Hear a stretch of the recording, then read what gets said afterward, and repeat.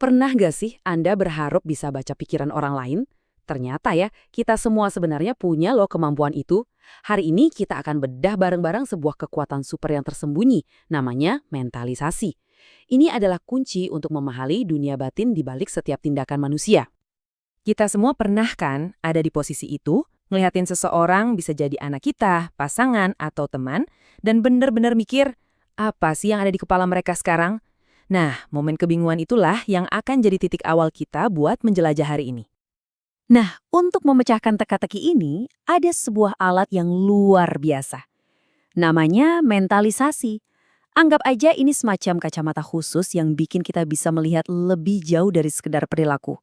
Dan mulai membaca dunia batin yang gak kelihatan. Gampangnya gini, mentalisasi itu adalah saat kita berhenti sejenak dan mikir, oke, perilaku ini terjadi.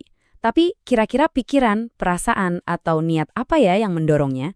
Jadi ini adalah usaha sadar kita untuk nyambungin antara apa yang terjadi dengan kenapa itu bisa terjadi dari sisi internal mereka. Coba deh lihat perbandingan ini. Di satu sisi ada perilaku yang bisa kita lihat, tindakan, ucapan. Di sisi lain ada dunia batin yang tersembunyi. Nah, mentalisasi itu jembatannya. Jembatan yang mengubah pertanyaan kita dari dia melakukan apa menjadi kenapa ya dia melakukannya. Dan jangan salah, ini tuh bukan konsep yang baru kemarin sore. Walaupun kedengarannya modern, istilah ini ternyata udah ada dari berabad-abad yang lalu. Tapi, baru di era 80-an, para ilmuwan mulai nemuin kembali dan sadar betapa krusialnya konsep ini. Dan disinilah bagian yang paling keren. Neuroscience ngebuktiin kalau otak kita itu beneran punya sirkuit khusus buat mentalisasi. Jadi, ini bukan sekedar ide abstrak, tapi fungsi biologis yang emang udah ada di dalam diri kita. Otak kita itu dirancang untuk bisa melihat pikiran di balik sebuah tindakan. Luar biasa ya? Oke, sekarang biar konsep ini nggak ngawang-ngawang, kita pakai sebuah cerita. Ini contoh yang pas banget buat ngelihat gimana mentalisasi bekerja dalam sekejap mata. Coba deh bayangin momen ini. Pesta ulang tahun pertama anak Anda. Kue coklat yang Anda siapkan sekarang ada di seluruh wajahnya. Dia nggak nangis, cuma natap lurus ke mata Anda. Tatapannya seolah-olah nanya, terus gimana sekarang? Dan disinilah kekuatan mentalisasi kelihatan banget. Satu tindakan tapi bisa menciptakan dua dunia yang berbeda. Kalau Anda melihatnya sebagai rasa penasaran seorang anak yang lucu, hasilnya adalah tawa dan kenangan indah. Tapi kalau Anda melihatnya sebagai kenakalan, hasilnya bisa jadi ketegangan. Jadi interpretasi kita lah yang menciptakan realitas dari momen itu. Jadi poin krusialnya adalah, ini tuh jalan dua arah. Anda mencoba membaca niat si anak, dan di waktu yang bersamaan, anak Anda juga lagi berusaha keras membaca reaksi Anda untuk ngerti apa makna dari tindakannya. Ini seperti tarian mental yang terjadi dalam sepersekian detik. Tentu aja, mempraktekkan ini nggak selalu gampang. Kehidupan modern itu punya tantangannya sendiri. Dan penting banget buat kita untuk mengakui realitas pengasuhan zaman sekarang. Dan yuk kita jujur sama diri sendiri. Saat kita lagi capek, stres, atau cemas, otot mentalisasi kita itu yang pertama kali melemah. Kita jadi gampang banget ambil kesimpulan yang jelek-jelek. Dan itu wajar.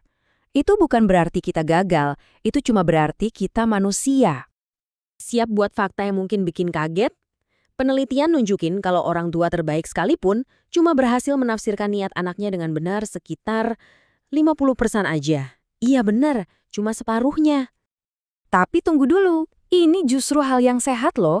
Anak itu perlu belajar kalau mereka nggak akan selalu dipahami dengan sempurna. Momen-momen salah paham ini, kalau kita bisa perbaiki dengan baik, sebetulnya lagi mempersiapkan mereka untuk dunia nyata, di mana orang lain nggak akan selalu ngerti mereka. Ini ngebangun ketahanan. Sekarang, kita bahas gajah di dalam ruangan di era modern. Gimana interaksi manusia yang kaya makna seringkali tergantikan sama layar digital yang dingin dan pasif. Coba kita lihat bedanya. Orang tua yang hadir secara emosional itu bertindak kayak cermin. Mereka memantulkan kembali dan memvalidasi perasaan si anak, bantu anak membangun identitas dirinya. Nah, layar digital nggak bisa melakukan ini. Layar itu cuma stimulus satu arah. Dia nggak bisa mengenali atau merespons dunia batin anak yang unik. Jadi, kenapa sih ini semua penting banget?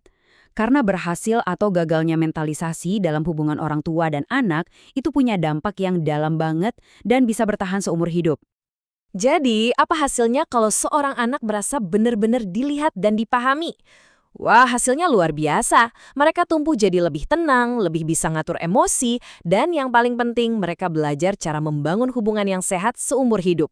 Ini tuh investasi emosional yang imbalannya tak ternilai. Dan ini poin kunci yang perlu kita ingat bareng-bareng. Ini bukan soal berapa jam yang kita habiskan sama mereka, tapi soal gimana kita hadir. Momen paling berharga itu adalah saat kita ada di sana buat bantu mereka, mecahin masalah yang buat mereka terasa mustahil. Disitulah keajaibannya terjadi. Terus, apa yang terjadi kalau proses ini gagal?